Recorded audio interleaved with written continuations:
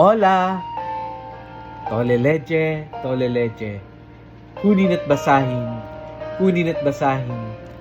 Ako po si Kuya Sam Pagaduan, ng inyong kasama sa ating lumalim at mamunga Gospel Reflection. Ngayon ay February 17, 2026. Ang mabuting balita ng Panginoon ayon kay San Marcos, chapter 8, verse 14 to 21. Noong panahong iyon, nalimutan ng mga alagad na magdala ng tinapay, at iisa lang ang kanilang tinapay sa bangka. Kaingat kayo, ilagan ninyo ang lebadura ng mga Pariseyo at lebadura ni Herodes, babala ni Jesus sa kanila. Nag-usap-usap ang mga alagad, wala kasi tayong dalang tinapay, kaya niya sinabi iyon. Alam ito ni Jesus, kaya't sila'y tinanong niya, bakit din yung pinag-uusapan na kayo walang dalang tinapay? Hindi pa ba kayo nakababatid o nakakaunawa? Hindi pa ba ito abot ng inyong isipan? Wala ba kayong mata? Wala ba kayong tenga?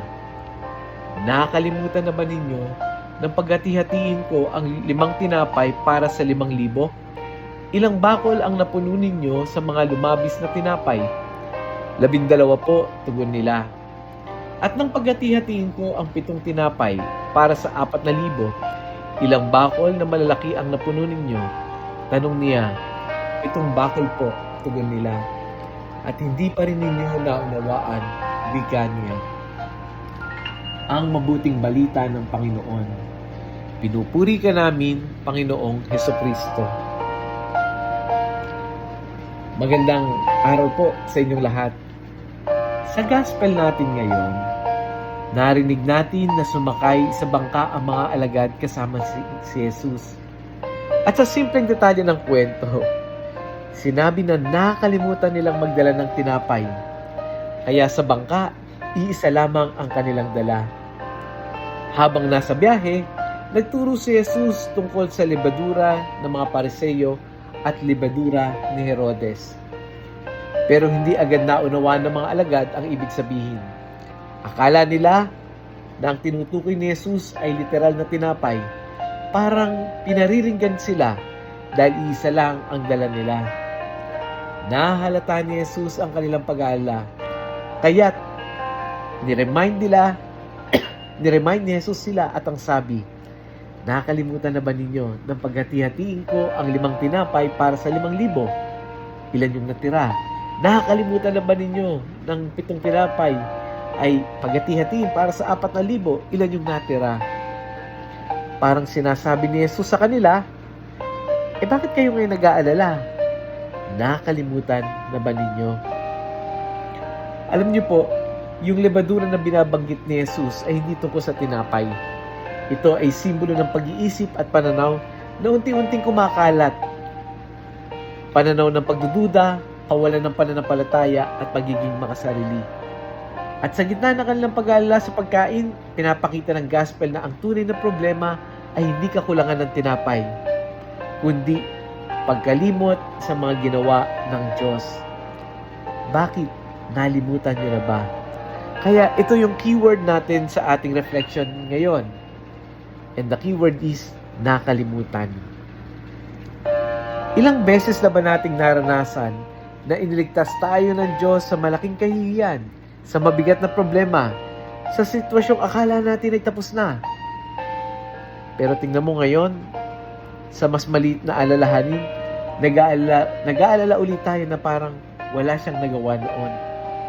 Ilang beses na ba tayong nakalimot sa mga biyayang natanggap? Nakalimot sa mga panalangin sinagot? Nakalimot sa mga pagkakataong inakay tayo ng Diyos? At hindi lang sa Diyos. Ilang beses na ba tayong nakalimot sa kaibigan kasama natin sa hirap? Pero dahil sa maliit na hindi pagkakaintindihan, tinalikuran natin sila. Ilang beses na ba tayong nakalimot sa kabutihan ng magulang na sa isang maliit na tampo, ayaw na nating magpatawad? Minsan, ang problema natin ay hindi kakulangan. Ang problema natin, maikling alaala ng puso, madaling makalimot. Kaya, paano natin maisasalabat yung message na ito, yung gospel message nito sa ating pang-araw-araw na buhay? 3 things. Number 1, alalahanin ang mga biyaya ng Diyos. Let us set a time para balikan natin yung mga panalangin na sagot na.